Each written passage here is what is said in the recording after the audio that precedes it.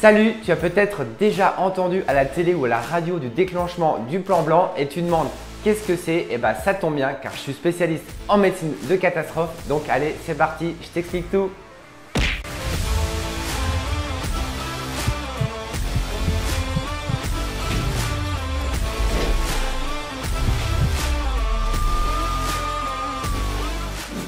Bonjour à tous, j'espère que vous allez bien. Je m'appelle FX Moranval, je suis médecin urgentiste à l'hôpital et au SAMU depuis plus de 10 ans maintenant. Sur cette chaîne, on parle des coulisses des urgences et de tout ce que vous avez toujours voulu savoir sur la médecine d'urgence. Donc bien sûr, si ce n'est pas déjà fait, je vous invite à vous abonner à mes différents réseaux sociaux et je vous invite bien sûr à vous abonner à la chaîne.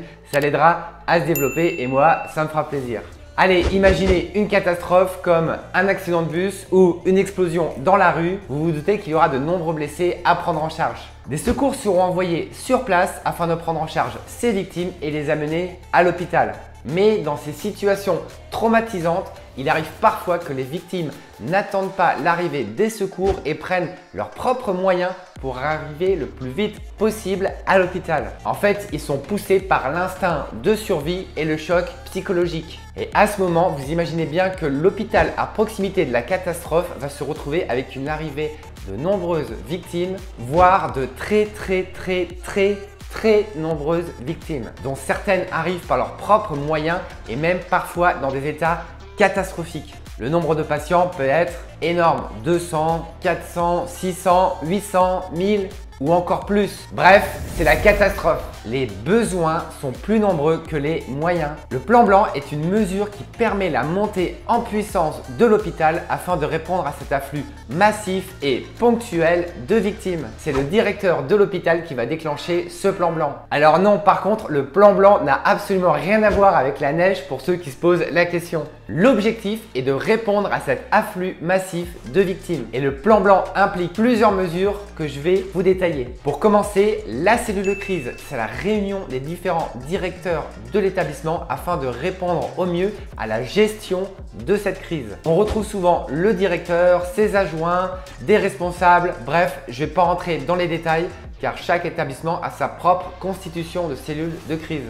Ils sont en contact permanent avec le directeur médical de crise qui fait le lien avec les urgences, les services de réanimation, les blocs opératoires. La cellule de crise s'occupe aussi de l'organisation de la logistique, la gestion des familles des victimes, des autorités, des médias, de la presse. Le plan blanc implique également l'augmentation et le renfort de personnel à l'hôpital en contactant les soignants en renfort. Les personnes qui sont déjà en poste à l'hôpital sont réquisitionnées pour rester sur place à ce moment. Et les retours des attentats de Paris et de Nice nous ont montré que les renforts de personnel sont souvent très rapides, précoces et nombreux. Et oui, les volontés pour donner un coup de main sont vraiment importantes. Au bout d'un moment, il faut même repousser les personnes en leur conseillant de rester chez eux en attendant et pouvoir organiser une relève du personnel qui est déjà sur place. Ce qui, vous l'imaginez, est assez frustrant d'attendre pendant que les collègues sont en train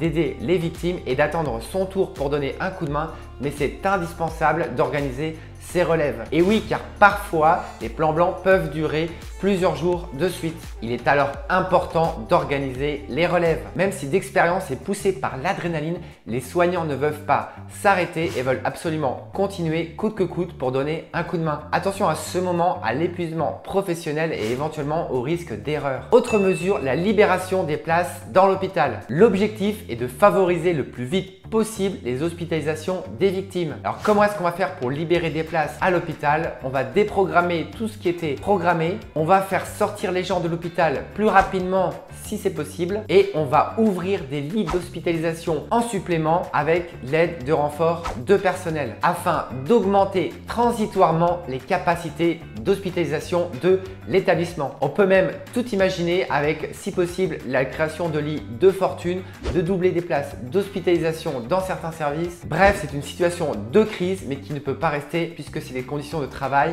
ultra dégradées. Je veux vous parler aussi du directeur médical de crise. C'est un médecin qui assure cette fonction et qui assure le lien entre la cellule de crise et les services de l'hôpital. C'est une fonction spécifique, toute nouvelle qui vient d'être créée et que je pourrai vous présenter ultérieurement dans une vidéo si ça vous intéresse. Dites-le moi en commentaire et dites-moi également ce qui vous intéresse en médecine de catastrophe. Autre point important, le triage. Je vous en avais déjà parlé dans une vidéo sur la priorisation au niveau des urgences. Je vous remets le lien juste en haut. En effet, en cas d'arrivée massive de patients à l'hôpital, il faut absolument éviter au maximum les décès évitables. Et oui, car dans certaines situations, il y a des décès malheureusement inévitables. Imaginez l'arrivée de 300 personnes devant les urgences. À l'entrée de l'hôpital, on va devoir faire un tri afin de prioriser les patients les plus graves. Et il existe 4 catégories: les urgences absolues dont le pronostic vital est engagé,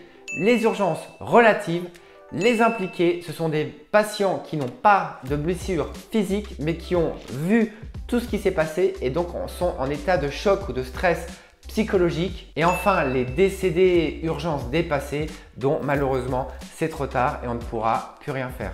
Toutes les victimes de l'accident doivent passer par cette zone de tri. C'est comparable à un péage au niveau de l'autoroute, c'est juste une zone de passage indispensable afin d'orienter au mieux les victimes dans l'hôpital. Les urgences absolues sont habituellement orientées vers le bloc opératoire et vers les services de réanimation. Les urgences relatives souvent vers les urgences et les impliqués vers la CUMP, c'est-à-dire la cellule d'urgence médico-psychologique. Le plan blanc, vous le comprenez, est une mesure spécifique à mettre en œuvre en cas de catastrophe ponctuelle. Un autre hôpital à proximité ne déclenchera pas son plan blanc s'il n'est pas concerné par la catastrophe. Des exercices sont régulièrement organisés dans les hôpitaux afin de se préparer et de s'organiser au mieux en cas d'événement réel. Ces dernières années, avec le Covid, le gouvernement a déclenché plusieurs fois le plan blanc dans tous les hôpitaux de France. Pourtant, ce sont des mesures qui ne sont pas adaptées pour durer dans le temps. Et le terme est probablement pas le bon. Afin de faire face à tout type de catastrophe d'ampleur